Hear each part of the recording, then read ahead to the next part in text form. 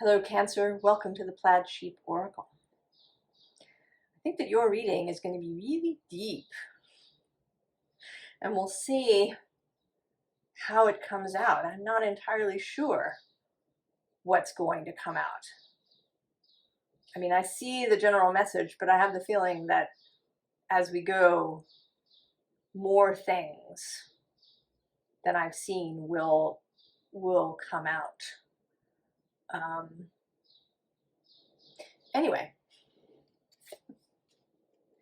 we start with this Earth Pulsing card. It says, Pulse of the Mother, slow down, time in nature. And then at the bottom of the deck, we have this We the Hathors, which says, deep love, mother's milk, birth as a portal. So there is this mother theme and this idea of growth.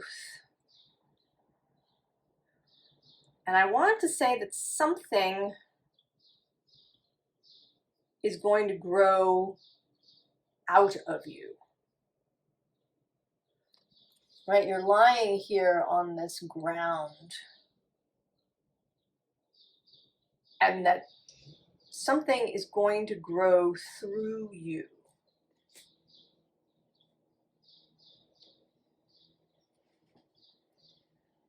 So we have this Ace of Bows, the Ace of Wands, the Spark.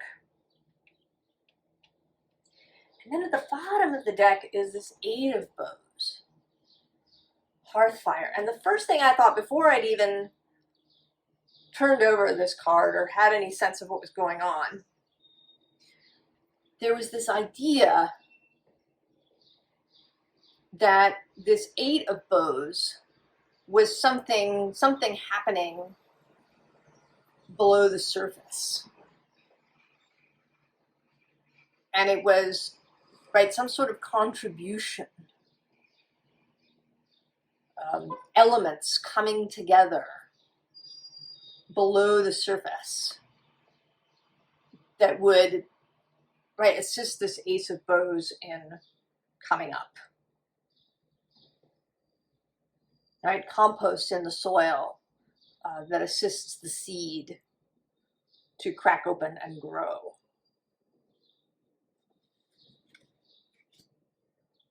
Now below the Ace of Bows is this Nine of Arrows, dedication. And I want to say that this is both kind of piece of advice as well as a description that you have been dedicated.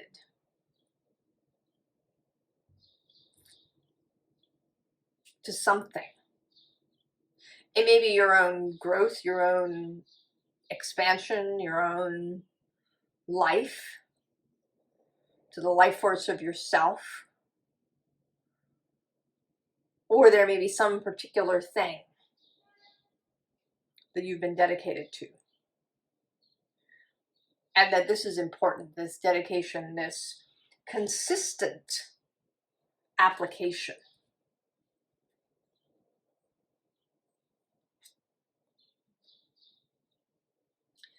We have this, right, this card says boredom, and it is the Four of Cups. But what's actually standing out to me is the fact that those two vessels up there near the top are spilling water. And this feels like part of the dedication, that there is this consistent stream of water.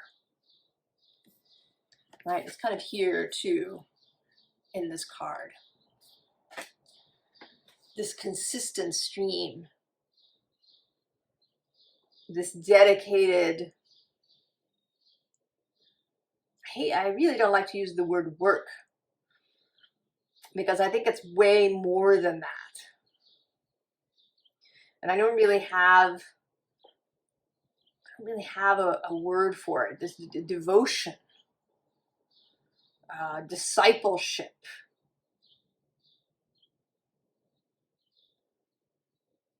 Where you have been consistently pouring this love, this water, this consciousness, perhaps into yourself or perhaps into something particular.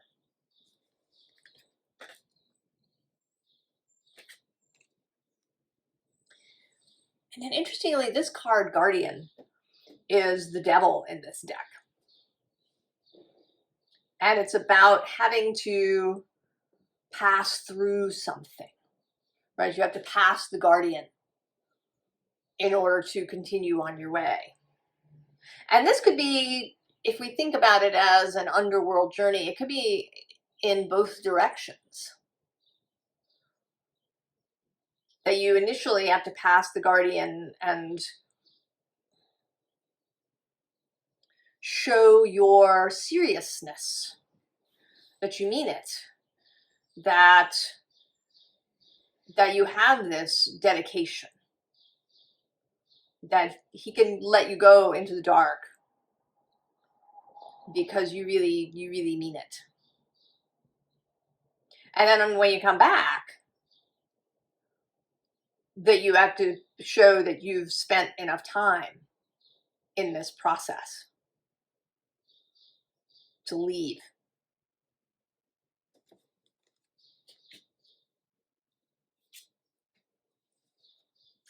Queen of Arrows. And I think that you have, Cancer. I believe that the Guardian has let you pass, or is about to let you pass. That he sees this Queen of Arrows, Queen of Swords aspect of you, this seriousness. And this doesn't mean that you're a serious person, that you are not, that you're very, very serious or gloomy in any way. This is just a measure of your devotion, your dedication. That you've taken this all to heart, that it's important to you.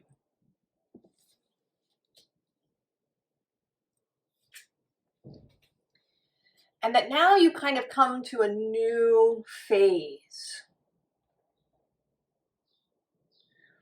And that this is this kind of this earth pulsing phase.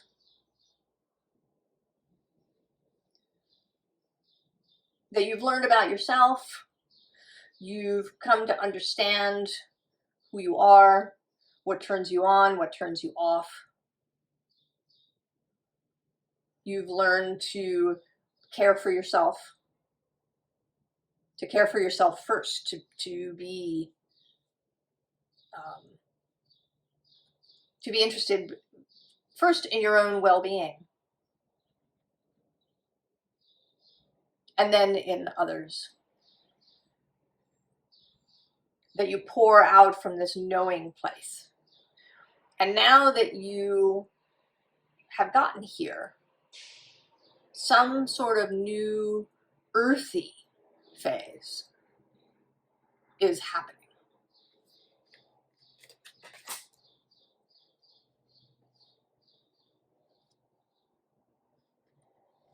So the Four of Cups repeats here, and in a more earthy way.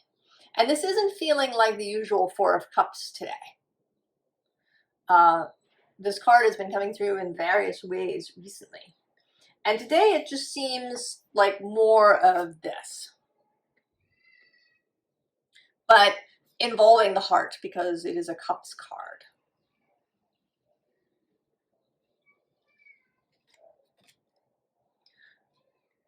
So there's a period, right, a period of stillness. The Three of Wands is right below it to involve fire in this.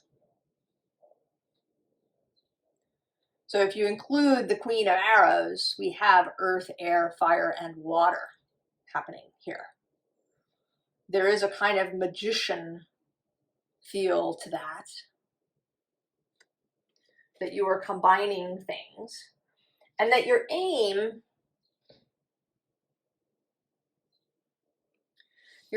may be involving this Ten of Cups. I don't think that it's solely the Ten of Cups. But the Ten of Cups is part of it, this emotional fulfillment. The bottom of this deck is the Two of Cups.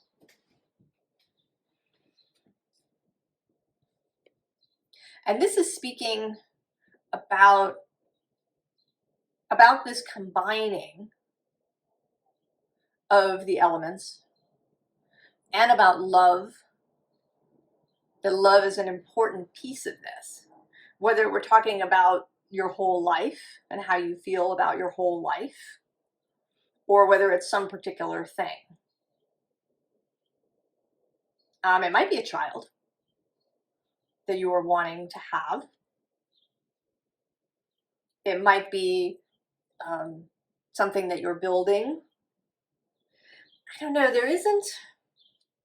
want to say that there isn't a real sort of businessy feel to this, but it could be.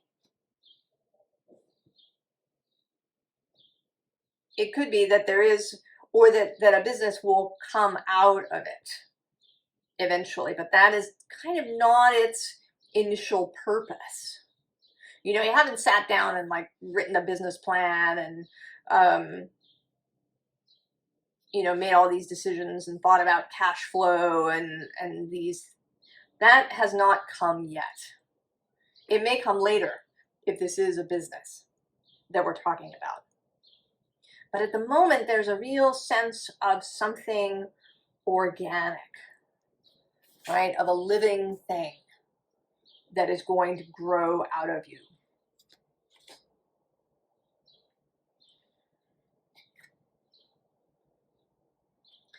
And with the Seven of Cups, that you are making choices.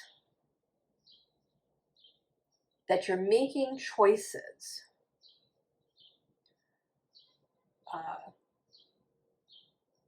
Emotional choices, choices about how you want to feel, choices about how you want others to feel, perhaps, in this, with this thing that you're creating. But you're going to choose these things, these red fruits that are hanging here, and then you take them to this wheel of fortune. And it's coming through today as some sort of organic machine.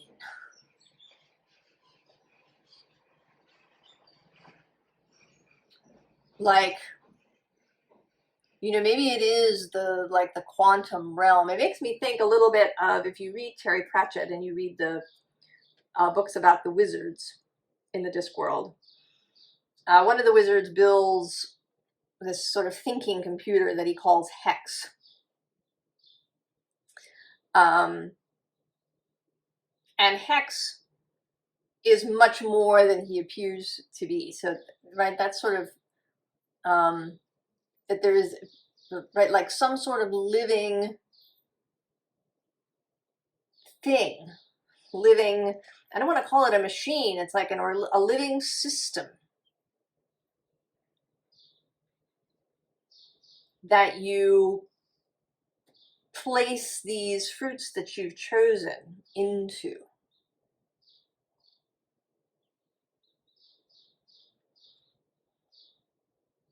And that, right, and then all of these flowers sprout as a result of this process. And I know this is, right, this is sounding highly occult and esoteric. And I don't really know what it might mean in mundane terms.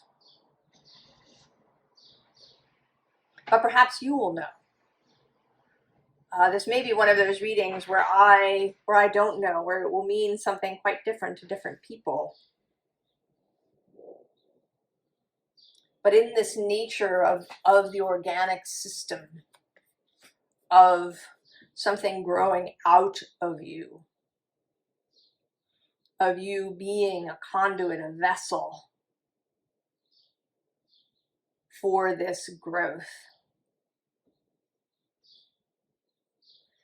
And the transformation that ensues is that we go from this Five of Pentacles, really very sad, waif-like individual who's here, there's nothing there, there's just winter in the background, it's bleak and cold and lifeless. into the Ace of Swords.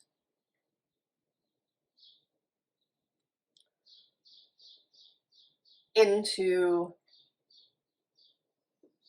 this new thoughts, new life, new project.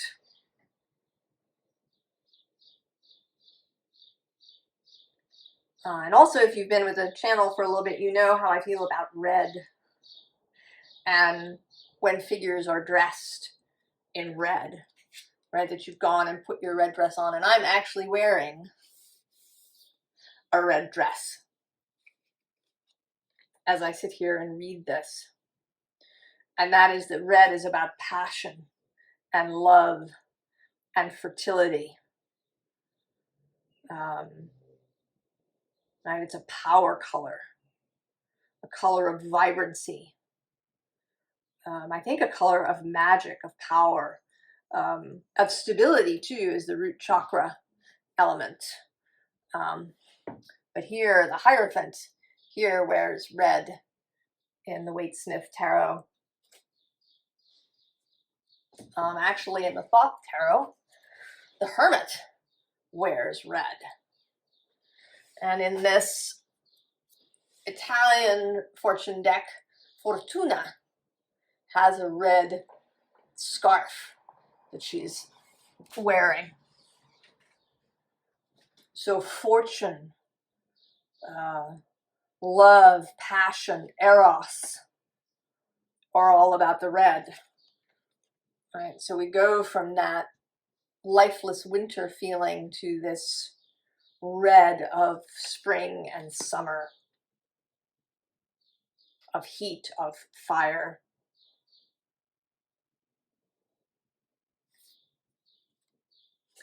Then we have family.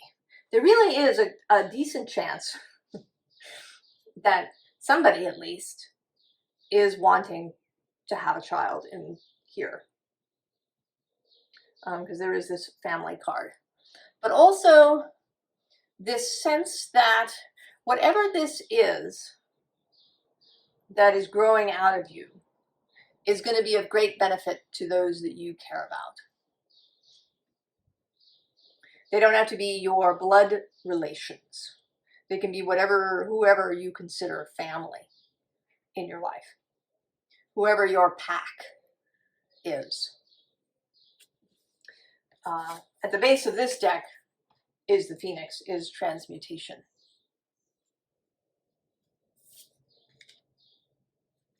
Now below is this card that says acceptance, but I'm more drawn to the fact that she's looking off into the distance. This sense of arrival.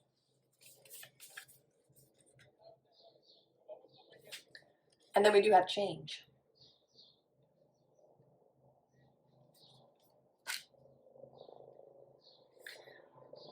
And we go from this energy card where she has these flames.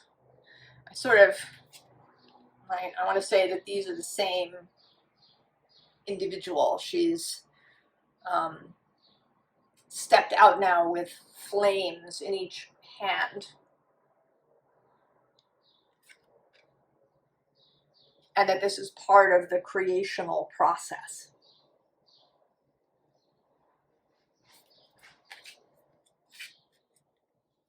And then there's this card which says refuge, but I want to say that, right, this thing is complete. So we've gone from, right, there's a process. First, there is the self-exploration. Time spent understanding yourself and doing all of that kind of thing. You come back out and you begin this earth pulsing process. And during that contemplation, that gestation, you make choices about what you want, about how you want to feel, about the emotional nature of what you're creating. You feed them into this wheel of fortune. And then you come out, right, as this Ace of Swords. So with a new sense, I think, of your own power. So that this growth process isn't just about what comes out through you, right? It's not just whatever fruits come out through you, but it's about you as well and your growth. And then you take that, right, that energy that you now have, this understanding, and you complete what it is you are attempting to make.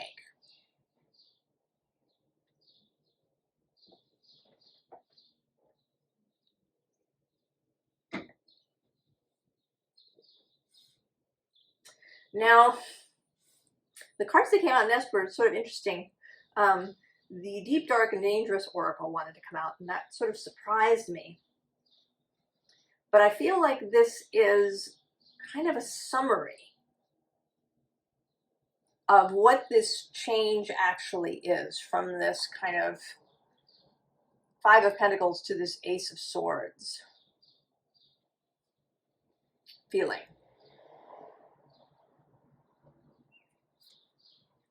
And we start with the Fetch, which is about a false image. So understanding any of the false images that you may have had of yourself, that people may have talked you into, or that you talked yourself into.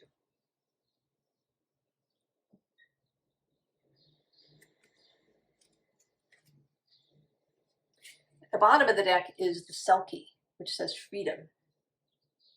Right? Understanding that actually nobody can steal your skin unless you allow it. Right? Nobody can give you a false image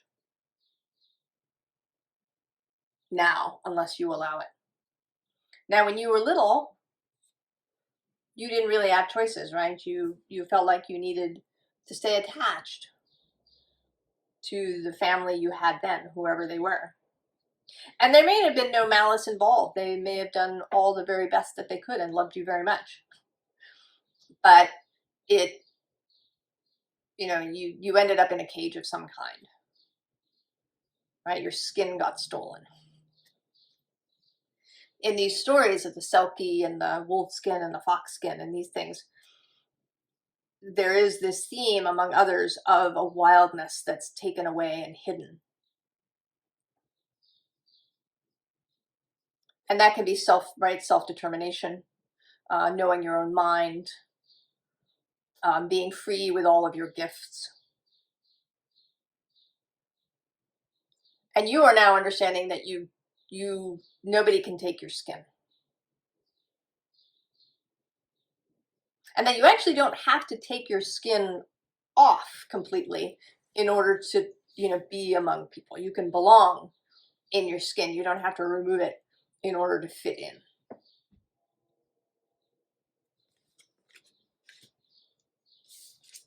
And then we have the Sphinx with gratification. So gratifying yourself. It is possible, Cancer. I do have a Cancer ascendant, so I have had this experience of gratifying others first. Pleasing others first. And this could be for various reasons. It could be because you feel safer that way. If everybody around you is happy, then you're going to be safe. Or it could be because you feel some, great sense of responsibility.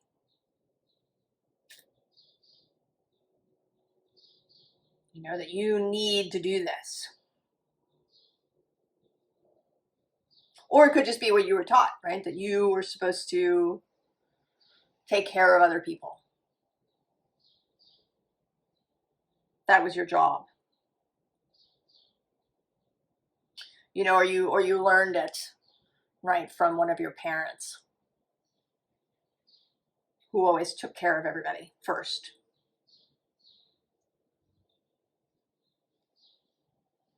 And you know, and you end up in resentment after a while, right? It doesn't really work out if you don't find your own gratification, your own satisfaction. It doesn't really do anybody any good.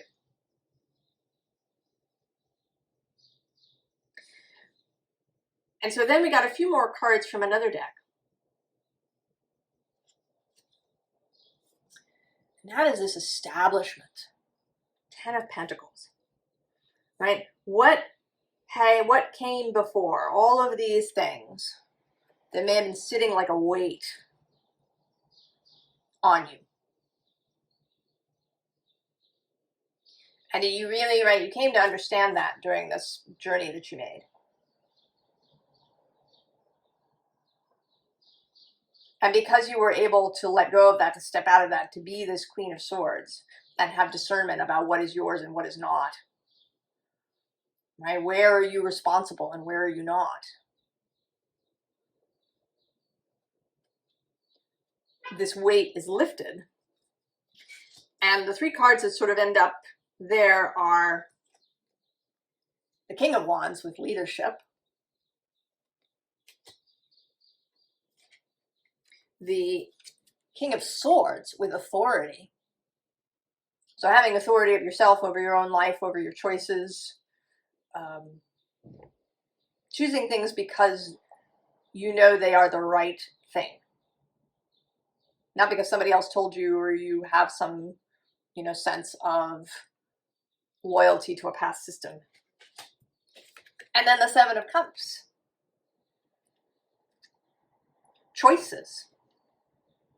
Lots and lots of choices. More even perhaps than you had in the first 7 of Cups.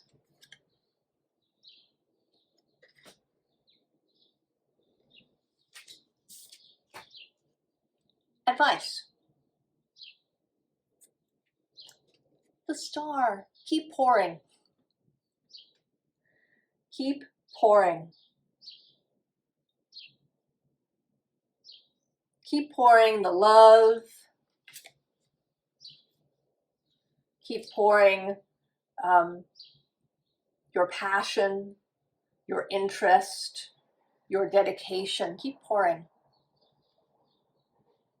Because you won't run out. When you were doing what you love, when you're in a free space, then you have access to all the water of the everyone, of the quantum realm. Your internal Grail cup will continue to runneth over.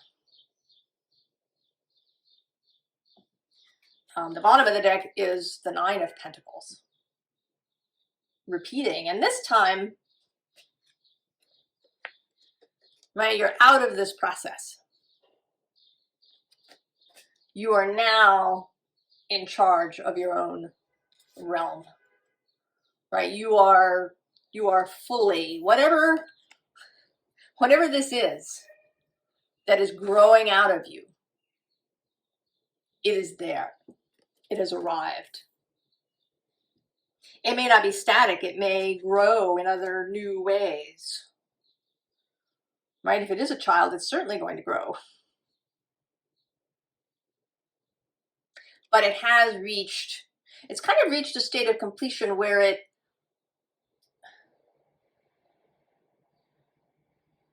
where it's fully able, where it's kind of independent. And then we have the Devil repeating. Here, I think showing up as this, right, as a repeat actually of the gratification card. What turns you on? Keep that in mind. And actually right below her is the Tower. And change.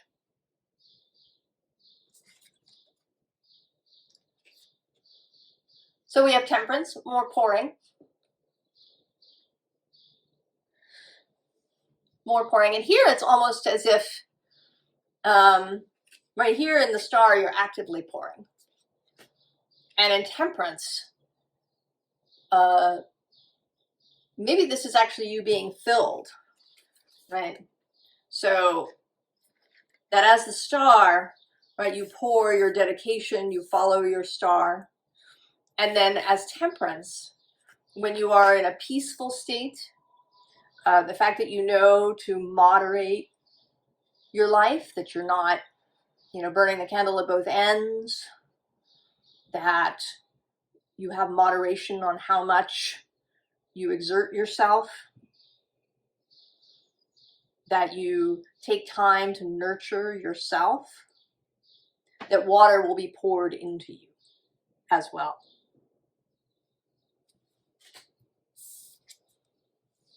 Knight of Swords, totally dedicated, yeah? Dedicated to the journey. All right, this is a knight making a vow of fealty to himself, to his own good,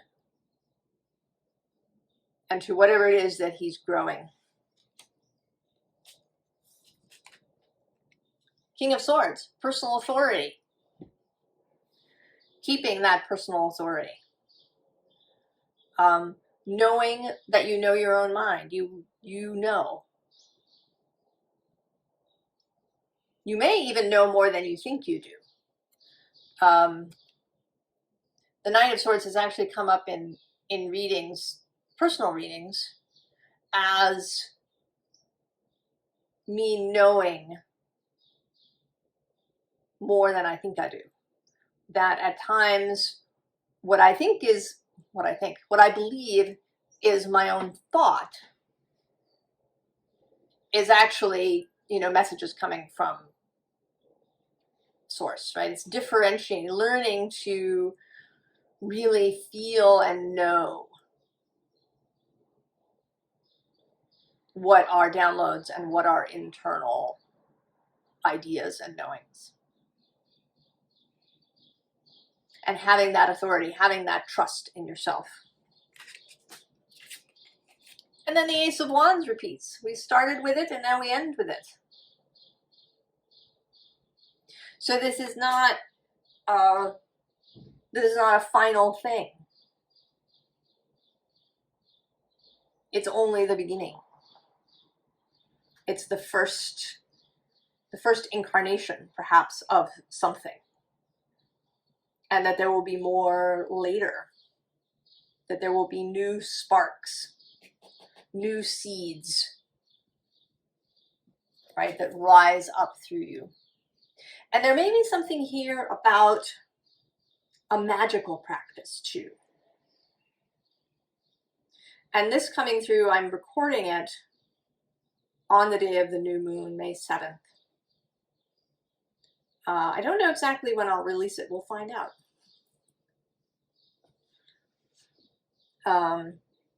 But there is something here, right, with Taurus and with new moons and with ritual and magical practice,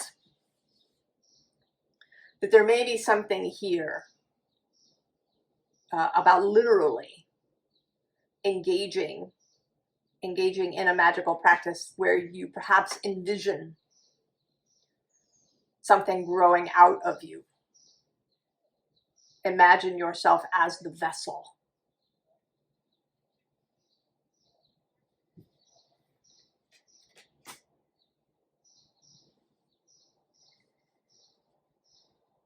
Cancer. So I hope that this was understandable. It is deep, right? This whole thing about, making these emotional choices and feeding them into the wheel so that the wheel can create this transformation. And that still feels a little, right? I mean, I'm really intrigued by it. And maybe I might explore it in another reading, perhaps. If I do, I will post that. Or you could explore it for yourself.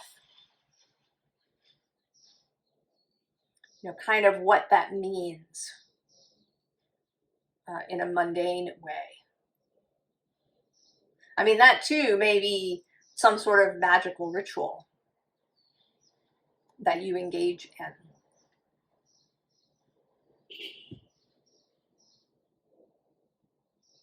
But I wish you the very, very best, Cancer. And I hope that if anything stuck out to you, that you will let us all know in the comments. And I will see you later at the next reading. Goodbye, Cancer.